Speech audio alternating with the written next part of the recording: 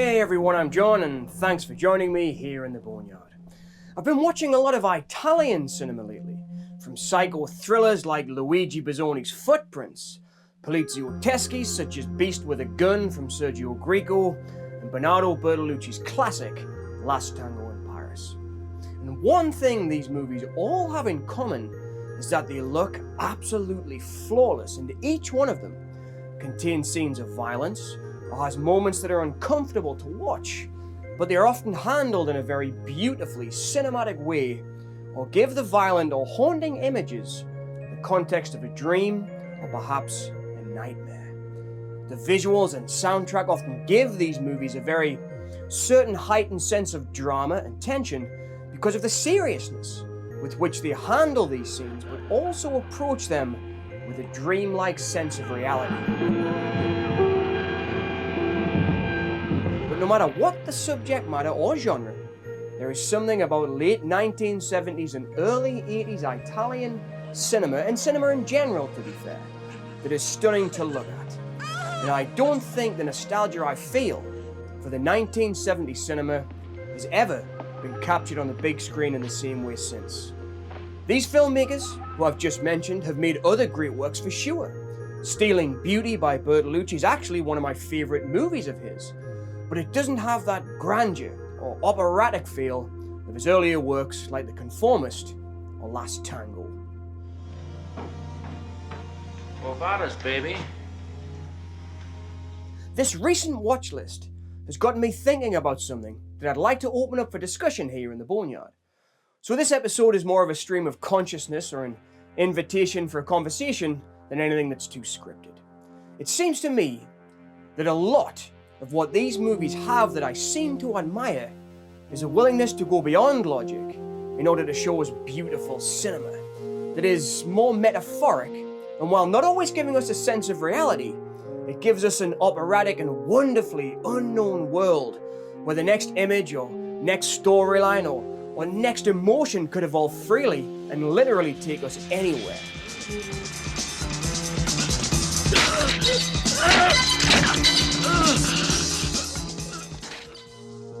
And the scores for some of these works may take us even further into the realms of the cinematic dream or heightened emotional logic rather than any strict reality. For example, Sergio Greco's Beast with a Gun has a poetic and almost beautiful score, and yet it is played over the images of Helmut Berger's despicable character who has just attacked a woman and beaten a man half to death.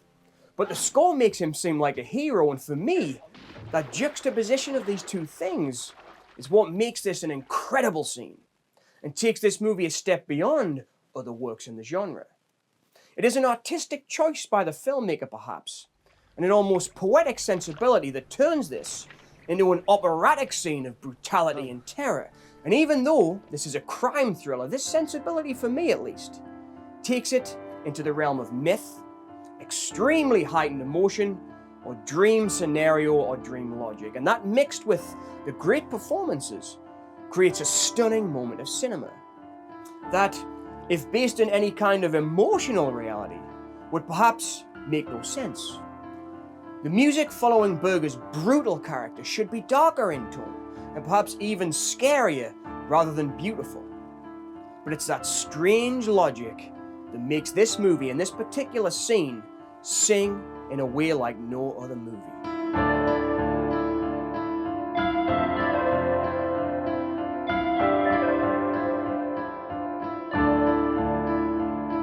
I've been a bit obsessed with Beast with a Gun lately, and there'll be much more to come on these movies here on the channel, and other works of course. But watching these particular filmmakers recently, I was reminded of something. And that was that my love of Italian cinema began with movies such as Lucio Fulci's Zombie Flesh Eaters, the classic Don't Torture a Duckling,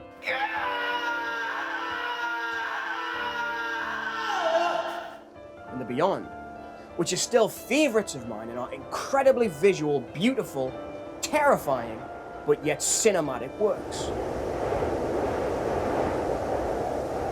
Also, Luchino Visconti's Death in Venice, which is incredible to look at, and Michelangelo Antonioni's L'Avventura, which both blew me away as a young film fan because they too have their own strange dreamlike logic. L'Avventura, for example, features many empty dreamlike locations that our protagonists wander through and are used as a kind of metaphor, and one scene in particular is very unsettling because of this, when a character is stared at by a crowd of men that surround her. It's a very unusual and perhaps nightmarish scene that lends itself to a dream scenario, and I think that heightened sense of emotion and haunting dream imagery is why it works so well and has such a great power as a scene. Devi essere francese.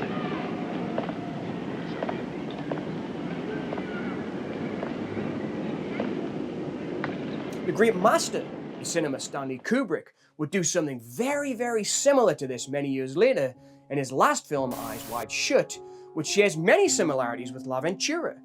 Now, get undressed.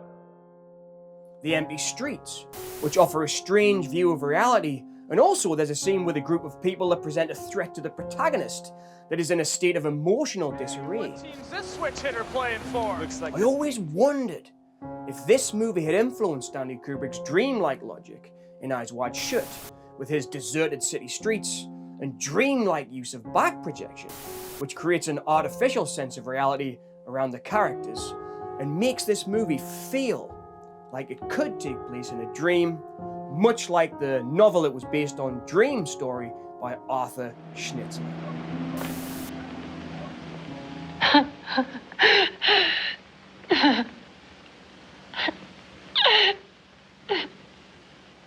On the horror spectrum of Italian cinema, which is kind of where we headed with this video, I also have a huge soft spot for Umberto Lenzi's Nightmare City, because the sheer scope, logic, and craziness of that movie sent me down a whole avenue of cinema that I had not discovered yet when I first saw it. Lenzi's film features many strange images and scenes that feel stylized and created to haunt our subconscious. At that same time I was watching all of these classic Italian movies, I began to watch and collect the works of a filmmaker that I consider a master of the craft in all aspects of film, the maestro Dario Argento, and his style of cinema is not quite like anyone else's. It has been watching his films again recently that put me on this line of thinking about dream narratives in movies and what I love about them, and made me want to have a discussion about it with all of you out there in the boneyard. So, for the next few minutes, sit back, relax, and turn up the sound as I've written some genre-inspired music to go along with this next montage sequence, and will now pay tribute to some of the stunning visual legacy of filmmaker Dario Argento, and then afterwards, we'll come back and we'll continue the discussion about dream scenarios and nightmare logic in cinema.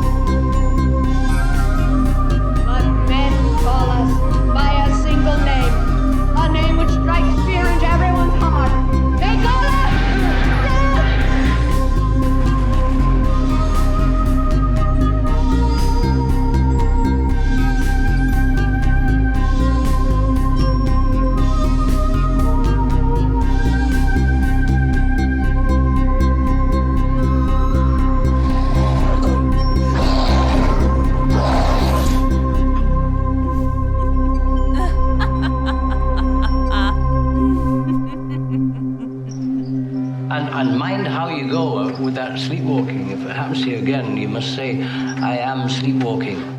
I must wake up. I am sleepwalking. I must wake up. I'm sleepwalking. I must wake up. Sleepwalking.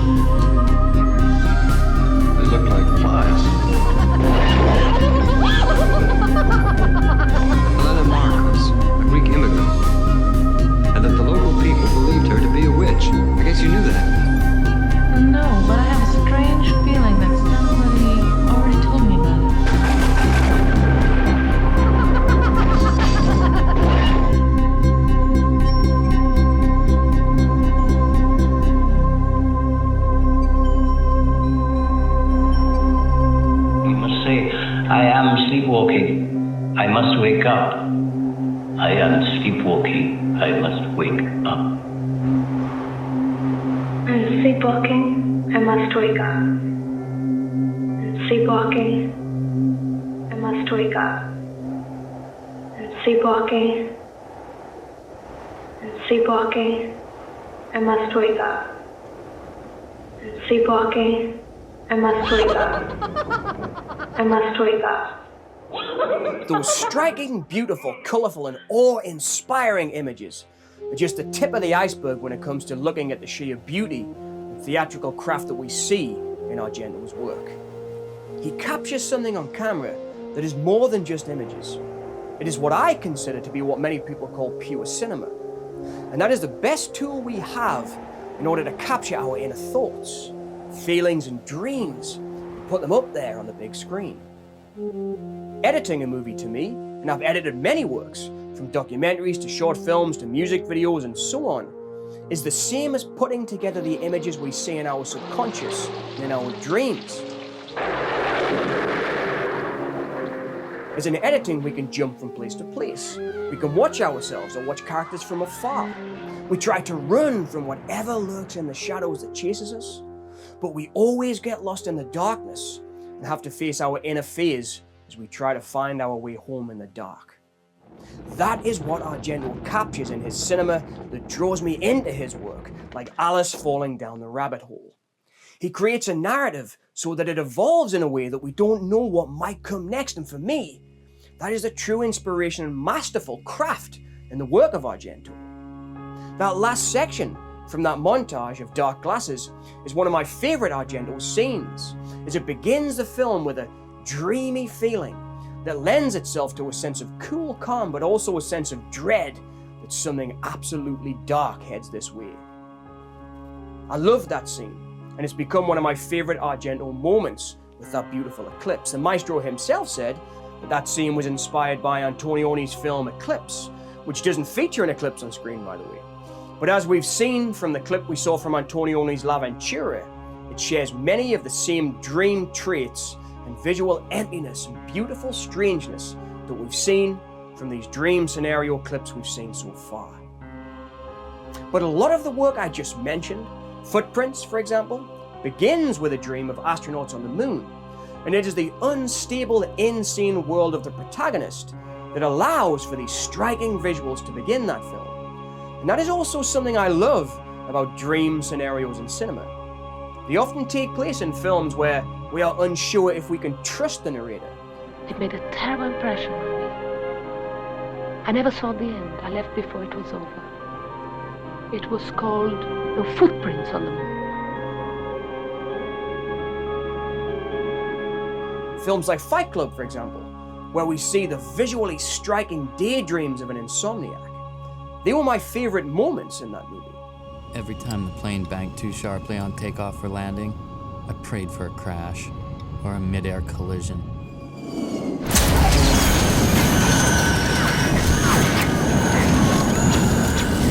Life insurance pays off triple if you die on a business trip.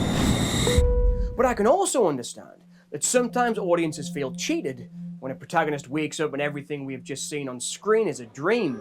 I just had a terrible thought. What if this is a dream? Well, then kiss me quick before you wake up. Say, what? Come on, it was all a dream. What are you talking about? And there is also that side of this discussion.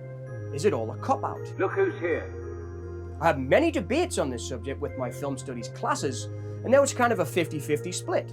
Some would say it's the worst possible storytelling tool because you cheat the audience, and the other side would say it allows for more creative visuals. But personally, I'm on the side of letting the dream flow and being creative because I love the images that can come from those moments. For example, in Argento's Inferno, my favorite of his works, he creates a whole dream world where there are witches watching us in college classes with beautiful results, and also a hole in the floor that leads to a sunken room, yet this should not be there as it's under a building on a New York City street. But for me, this works, as the whole movie is treated visually as if it were a nightmare. And I think this creates one of the most beautiful works of cinema that I have ever seen. Argento's Inferno is a masterpiece of dream scenario logic.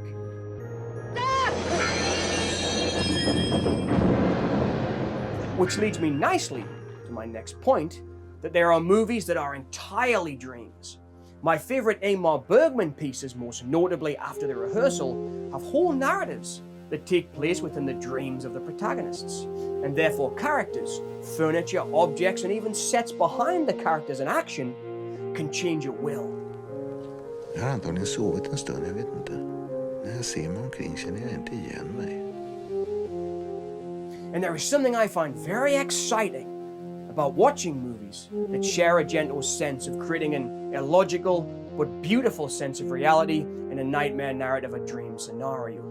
Något är förändrat på ett hemlighetsfullt och ogripbart sätt.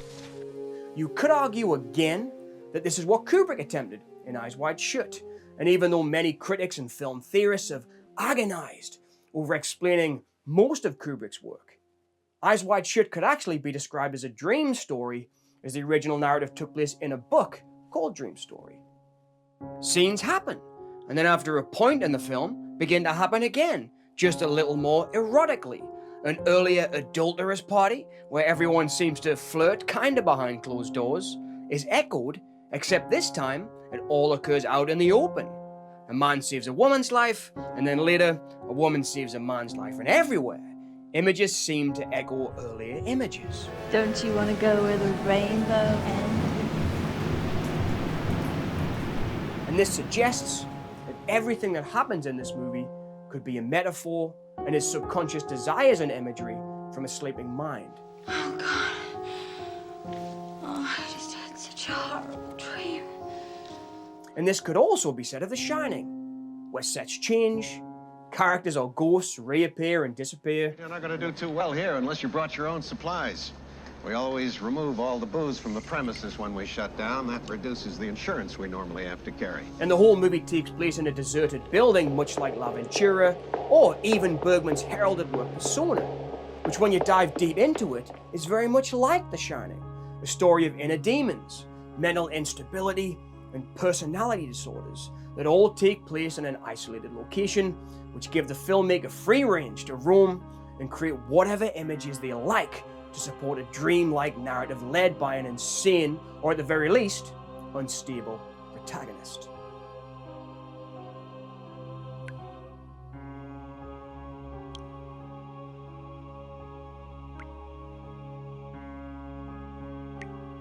Now, of course, some viewers find this logic detestable and can't enjoy it at all.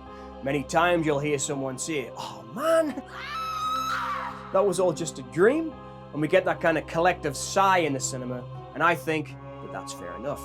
The end of your real life and the beginning of Ellie's lucid dream. From the moment you woke up on that street, nothing was real in a traditional sense. Open your eyes. It has happened too, of course, famously on the small screen when we watch something like Dallas, and a dead character simply has to wake up to be brought back in the next week's episodes of a show, which of course to many was a huge cop-out, and I think I'd agree.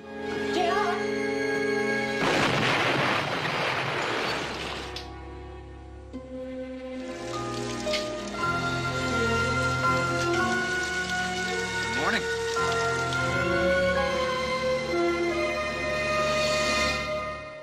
I also mentioned Umberto Lenzi's Nightmare City, a horror movie which I admire, which ends with that very cliche. There's been an intense chase across a city filled with vampiric zombies and death has occurred, but then our protagonist wakes up, goes to work, and the whole movie begins again, and the title card reads, "The nightmare has become reality." And most fans that I have talked to about that ending agree that it's a terrible ending. But for me, it made me chuckle because in a way, it explained all the craziness, zany and gory and horrific imagery that we just saw on screen.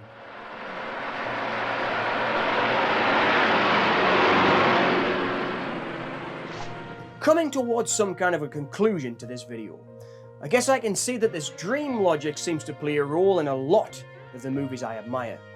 One of the very first images I remember from a movie is a beautiful dream sequence that has lived rent-free in my head since I was a kid, from Franklin J. Schaffner's Papillon. I accuse you of a wasted life.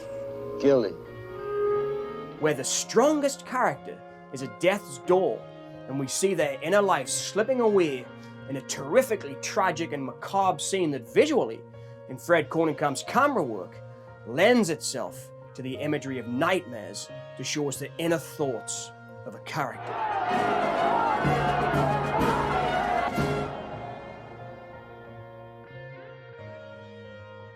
Very powerful and very dark imagery indeed. And in a movie that is not a dream scenario, but a big Hollywood studio movie. You're dead. Another striking spacebound image that I can never shake can be seen in William Peter Blatty's The Ninth Configuration, which deals with a pilot's loss of faith and gives us this breathtaking image. In a car.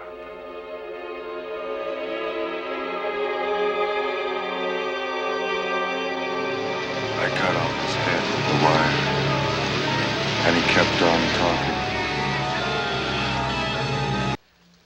These incredible images would not exist if it wasn't for dream logic and our acceptance of it as an audience, and embrace of it from filmmakers. So why does it sometimes work and sometimes not? And I guess the ultimate question is, how do we explain our affinity with putting these beautifully dark, atmospheric, and haunting images on screen?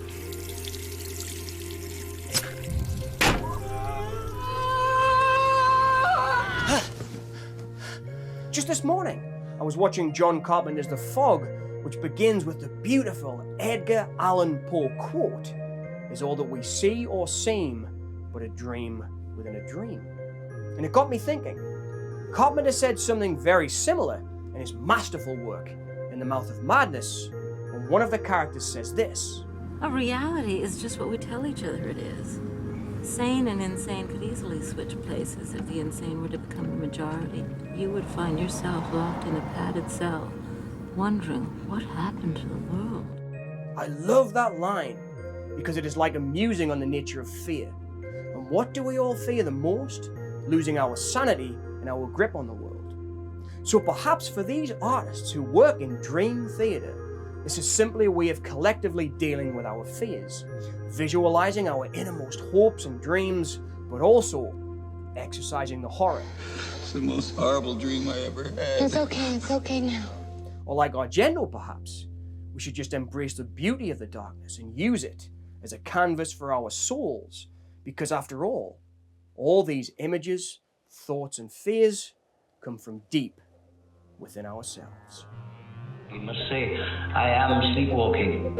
I must wake up. I am sleepwalking. I must wake up." I'm sleepwalking. I must wake up. Sleepwalking. I must wake up. Sleepwalking. Sleepwalking. Nothing was real in a traditional sense. Open your eyes. Thanks for watching my take on dream logic in the movies. If you all like this episode, let me know, because I could see another video coming on this topic, as there are so many wonderful movies we could mention and discuss. If you would like to hear more from me, please remember to like, share and subscribe. And I'd like to say a big thank you to all my channel members and Patreon supporters. And if you're interested, please consider becoming a member and help support independent content creation here on the channel. I'd love to take the channel to the next step and make it my main deal, but at the minute, I need all the help I can get. Please don't forget to let me know your thoughts on this topic of dream scenarios in the comments below, because it's your contributions that keeps me digging up classics right here in the Boneyard. And also, if you want to know more about the life, career and works of Dario Argento, you can check out my deep dive into his other works in this video here, and I'll also link it below. Take care everyone, and as always, thank you all so much